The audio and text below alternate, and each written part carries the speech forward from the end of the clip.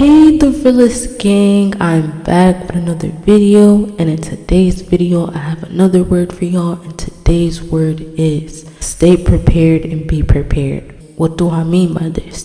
God is positioning us. There's something greener on the other side, right?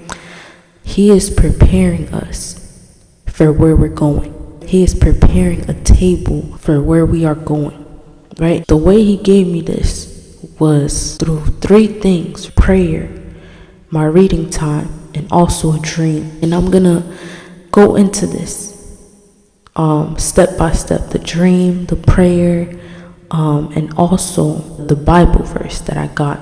Okay guys, so basically let's start with my prayer. I was praying to God one day and I was telling him, what's the point of all of this? You know, like, is what I'm doing going to get me anywhere, right?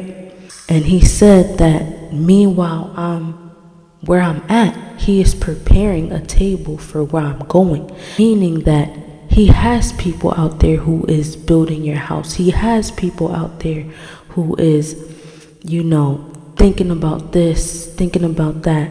So then when they get in contact with you, it's just this off the bat feeling like, okay, this is it, you know, this is what it is and this is what it ain't. He is preparing things as we are going, right? My point is that he is preparing a table everywhere we're going. He's not just letting us go through things because he's letting us go through things, right? And at times we may feel anger, we may feel upset, we may feel sad, we may feel anxious, but it's all for a reason, right? So stay prepared, be prepared. You know, right now we're in preparation, like I'm saying. Preparation for the other side, for the grass that is greener on the other side. Right now we're going through warfare. We're going through hurts and pains and things of that nature. God says that he will use the evil for our good. We're learning something through all of this, y'all. We're learning something through, you know, our broken heart. We're learning something through our broken relationships, our, you know, disappointments, rejections, things of that nature. We're learning something through this, guys. So that's the point, is that God is showing you. And yes, it's part of character development. A lot of people don't want to hear that because it's like you've gone through a lot within your whole life, but you were made to be a leader. This is why you have gone through a lot of stuff. It's hard. It is hard because you would like to ask God to, you know, take a load off of hurt, take a load off of pain. But he's making you feel that pain and making you feel that hurt right now where you're at, because where you're going, you cannot be looking back, right? You cannot be like Lot's wife looking back. When you're at that place that he wants you to be at, he wants you to be there, like literally, figuratively, he wants you to be there. He doesn't want you to keep looking back at your pains and things of that nature. This is why he is processing you. He is doing the work in you right now. He is healing you right now, right? And it's hard. It's hard because, you know, you don't want to be doing this. If you had the choice, it would not be up to you. But since it's God who you say, you know, your will be done, right? His will is being done. And his will for you is more than you could ever imagine. Hard work brings goodness, right? And we see that in the story of, it was a parable as to where two men were building, and a man was building something out of sand while the other one was building something out of blocks or whatever, something that was more substantial and stronger, right? So the man that was building something out of sand, you know, it was fast for him. He created his home fast. But the other one who created his home out of substance, out of something stronger, it took time, right? But I say that to say this, because when hard times came by, when the weather was going bad and, things were turning out bad, the house of sand got destroyed. Meanwhile, the other house of substance that took time didn't. So I say this to say that when you're going through hard times, right, it's going to be easier for you in a sense. Like, you're going to know how to emotionally regulate, mentally regulate, spiritually regulate. Most people can't do that when they're going through trials and tribulations, and this is a part of why God is taking you through things, because he knows that life is not going to be easy. That's just the truth. Life is not going to be easy, but when hard times come, you know how to manage it. You know what to do, you get what I'm saying? Like, that is a part of the process of knowing what to do. A lot of people don't know what to do because they want to stay in their ignorance. They want to, go by the easy way, right? They want to stay in their comfortability, not knowing that there's consequences to their comfortability and them trying to make life easier for themselves, right? The dream, right? I had a dream. So let me tell y'all this. I was reading Matthew, the book of Matthew, chapter 25. It was saying something about the 5 foolish virgins, right? And we're going to get to that. But the same day at night, I had a dream that I was getting a makeover at the salon. They did my hair. They did my lashes and nails at first, and it was all botched, but the lady fixed it. And, I realized that in the dream I had like some old box braids. They were like 3-4 weeks old. I knew it was an event that I had to look good for, and I didn't want those old braids. So the braids were old. They weren't fresh, basically. In the dream, I'm in the preparation of getting ready, right, for something. I don't know what it was in the dream, but I knew that I had to make changes, right? Getting a makeover is like change, right? And it's very significant and it's very symbolic, because makeover within the word itself is like a change, right? Something different. And I was getting my lashes done, my nails done, and whatnot. The dream was just a whole makeover, right? And God is doing a makeover in you. Like, he is making you over. Oh, Lord Jesus, I said something right there. He is making you over to a person who is more mature in their faith, in their emotional life, mentally, emotionally, spiritually. He's doing all of these things because, like I'm saying, that character development will take you further in life, successfully, just the whole way around, right? So I say that to say this: be prepared, stay prepared. Because if you're not prepared, and if you don't stay prepared, it's a possibility that you can miss out on what God is doing. And I used to come across words like this, that you can miss out on what God is doing. And I would be like, what? You can't miss out what God is doing. But the truth is, you have your free will. You can make that decision to be like, okay, yeah, this is what I want. Or you can do the opposite. You have your free will.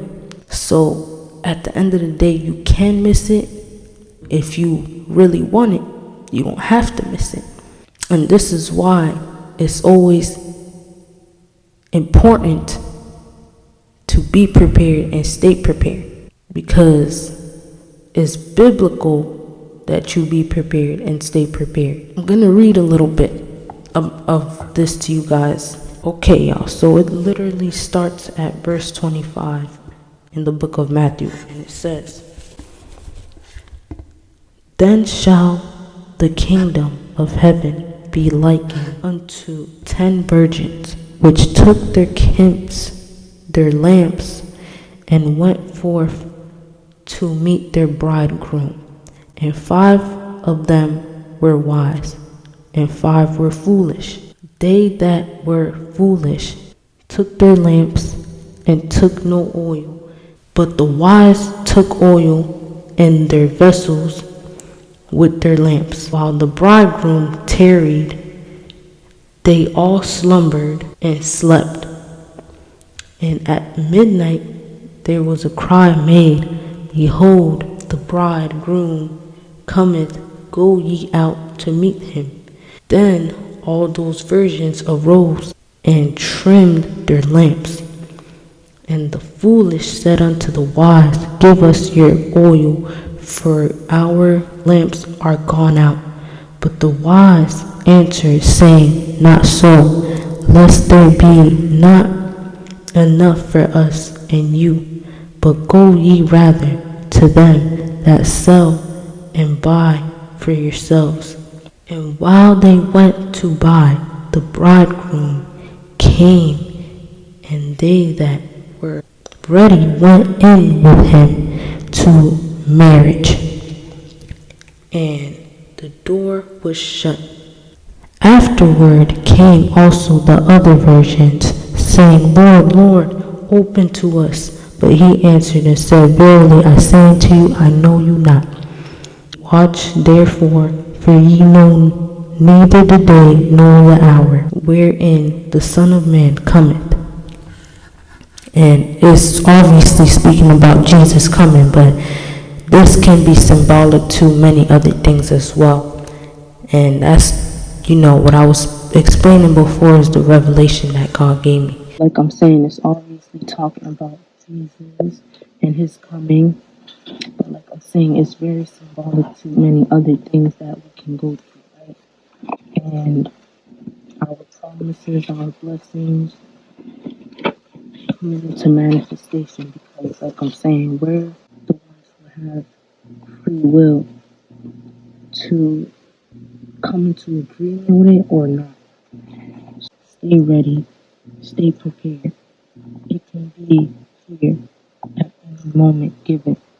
A lot of us are going through periods where we're just angry or confused or anxious, and we want to just overall give up, right? But right now, that is not an option. Right now, we must be holding on to our faith. Right? We're in a process. You get it? You get why I'm saying you're going through this, right? You get why I'm saying you're feeling all the feelings where you're at right now. So then, where God is leading you to, you can know how to navigate many things, right? So it's all a process. Think about it like that, right?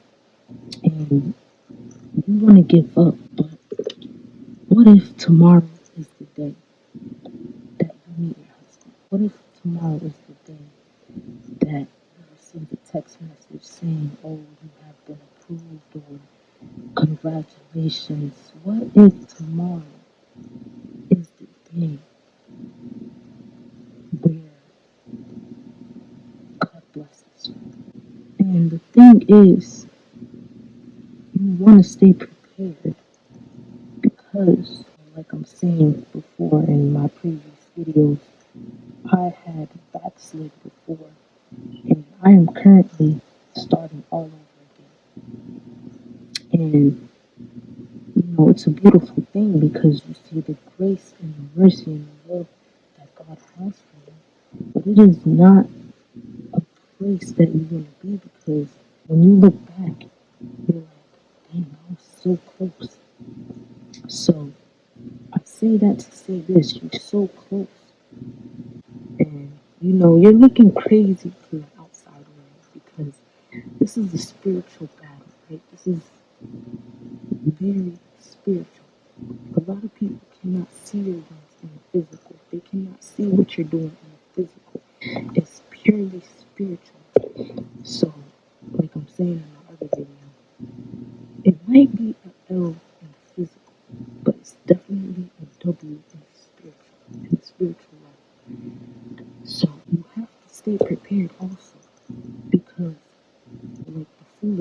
versions. They were asking the wise versions, hey, can I get a little bit of your oil to lighten this fire up? And you don't want to be that person that's looking over here, over there, over here, all over the place because you weren't prepared, because you don't have what you need in order to go to that next step. And then you see that the door was shut on them. They called the king Lord, Lord. So they were pleading with the king, please, let us back in this, that, and that. But they weren't prepared, and this is what I mean by you have the choice to, say yes to it or object it. You get what I'm saying? Like, you have the free will to pick and choose.